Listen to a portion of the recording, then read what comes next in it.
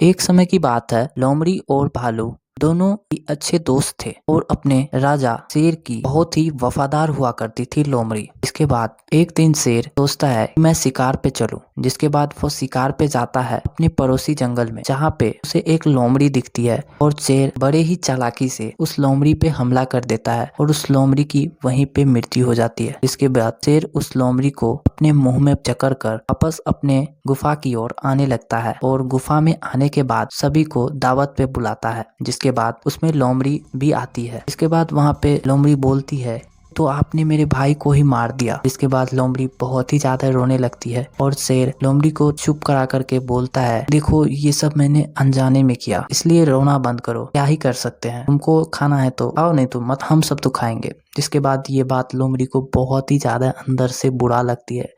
लोमड़ी कर भी क्या सकती है, वो तो ठहरा एक सिपाही, शेर तो राजा था। जिसके बाद सारे लोग बड़े मजे से लोमड़ी के भाई का मांस को सब लोग खाते हैं। तो जिसके बाद सभी लोग दावत खा करके चले जाते हैं और लोमड़ी भी वहां से वापस अपने घर आ जाती है। लोमड़ी चाह करके भी शेर का बिगाड़ नहीं पाई और इसीलिए वह सैड रहती है। जिसके बाद शाम में वह जब अपने दोस्त भालू के पास जाती है तो वो सारी कहानी बताती है कि जिसके बाद भालू उससे बोलता है, ये तो बहुत गलत हुआ तुम्हारे साथ और मैं और तुम, हम दोनों मिलकर शेर से इस चीज का बदला लेंगे। जिसके बाद अगली सुबह होता है, लोमड़ी भालू से बोलती है, देखो भाई मुझे तो नहीं रहा जा रहा है, मैं चाहता हूँ कि मैं अब शेर से फिर ही जाऊं, चाहे मैं जीतूं या ना जीतूं, लेकिन मैं हार नहीं मानने वाला। जिसके बाद भालू समझाता है कि देख भाई, अभी अगर तू जाता है तो राजा से जीत नहीं पाएगा, क्योंकि वो राजा है और उसके सिपाही तुझे पहले तो पीटेंगे और मार डालेंगे। तो अभी ये सब करना मत सोच, मैं तुम्हारी मदद करूंगा और सही समय का इंतजार करूंगा, तब तक तू ऐसे ही राजा की वफादार सिपाही बनकर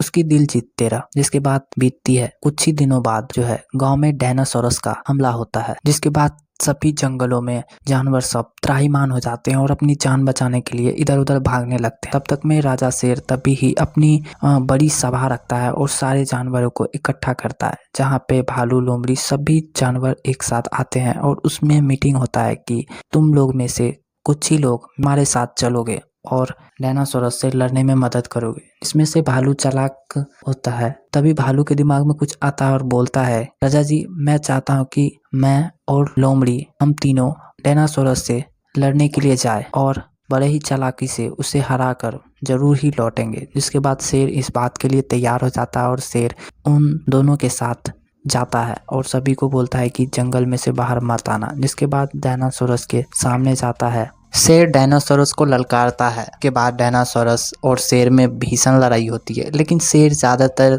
उसके पास टिक नहीं पाता और डायनासोरस के हमला करने के बाद शेर बुरी तरीके से घायल हो जाता है। और जिसके बाद डायनासोरस भी एक बहुत बड़े बीमारी से ग्रसित था, जो बात शेर भालू और लोमड़ी नहीं जानते थे। इसके बाद ये लोग को पता चलता है डायनासोरस को एक बहुत ही गंभीर बीमारी है। जिसके बाद शेर जो घायल होता है वह कुछ ही देर में मृत्यु को प्राप्त हो जाता है।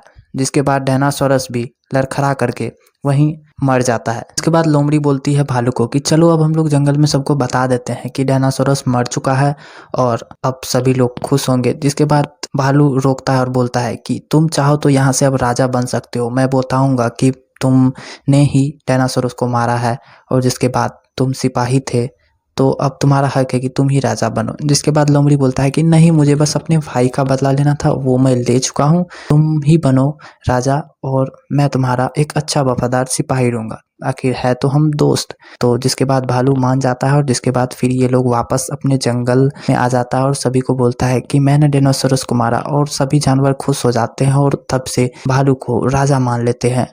और ये थी भालू कैसे बना राजा की कहानी। शायद तो मिलते किसी दूसरे वीडियो में।